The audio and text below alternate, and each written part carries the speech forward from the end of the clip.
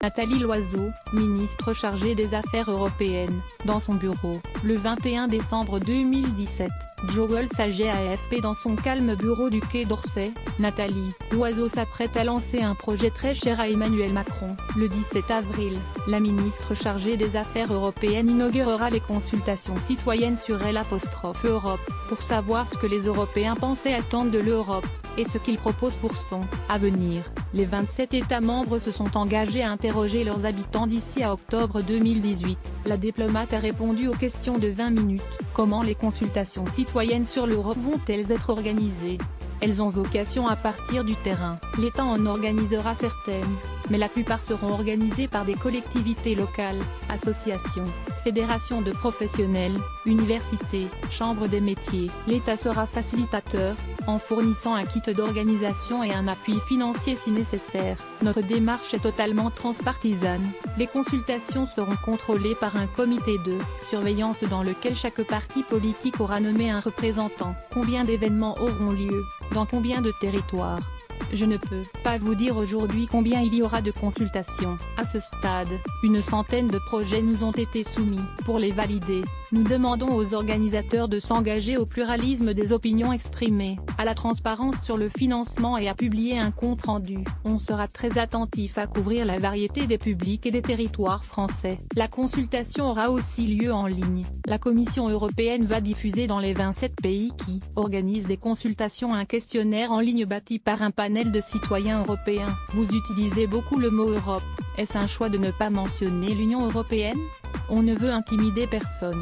Tout le monde sait que quand on parle d'Europe, on parle de l'Union européenne. On veut éviter de jargonner parce qu'un des grands défauts du projet européen, c'est qu'il s'est enfermé dans un vocabulaire qui ne parle pas à une grande partie des citoyens. L'objectif est de savoir ce qu'ils attendent des politiques européennes, en matière d'éducation, d'Europe sociale, de recherche, de sécurité, de prise en charge des flux migratoires. Les institutions européennes doivent être la traduction de ces politiques. Sur l'Europe, on entend soit les passionnés, soit ceux qui font profession de la détester. Or nous voulons donner la parole à ceux que l'on n'entend jamais, qui se posent des questions ou qui ont des idées à proposer. Comment mobiliser les Français, alors qu'ils votent très peu aux européennes?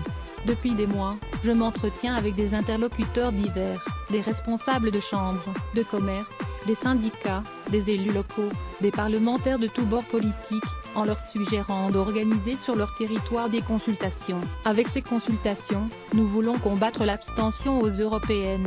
Le seul parti que je combats au travers de ces consultations, c'est l'abstention. Jusqu'à présent, on n'a pas su convaincre les Européens, pas seulement les Français, que le Parlement européen participe à des décisions qui ont un impact fort sur leur vie quotidienne, comme par exemple le bisphénol A, le glyphosate, la pêche électrique, les perturbateurs endocriniens. On veut convaincre nos concitoyens qu'ils peuvent agir sur l'Europe en allant voter aux prochaines élections. Avez-vous un objectif de participation à ces consultations?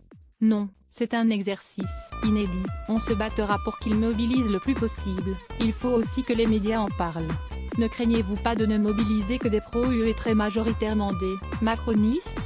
Je ne pense pas car ces consultations sont vraiment ouvertes à tous et c'est un sujet qui intéresse largement. De son côté, La République En Marche va faire sa grande marche pour l'Europe dès samedi, à laquelle je vais aussi participer. Notre souhait est d'impliquer tous les Français, et pas seulement ceux qui sont spontanément convaincus.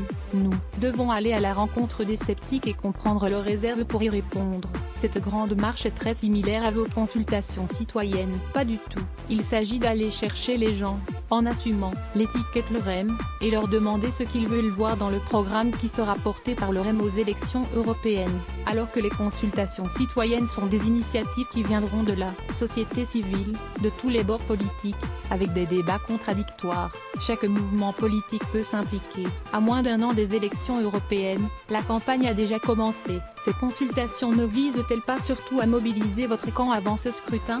Non, on n'est pas encore en campagne. Rire. D'ailleurs, le calendrier des consultations citoyennes s'arrête volontairement fin octobre pour éviter la confusion entre ce débat et la période électorale. Vous croyez vraiment que 27 États membres feraient campagne pour La République En Marche d'Emmanuel Macron? Non. D'ailleurs l'initiative est soutenue par des gouvernements de sensibilités très différentes dans toute l'Europe. Que va-t-il sortir de cette consultation citoyenne qui n'engage ni le gouvernement, ni l'U Est-ce que cela peut aboutir à un nouveau traité européen? Depuis le Brexit, il y a un consensus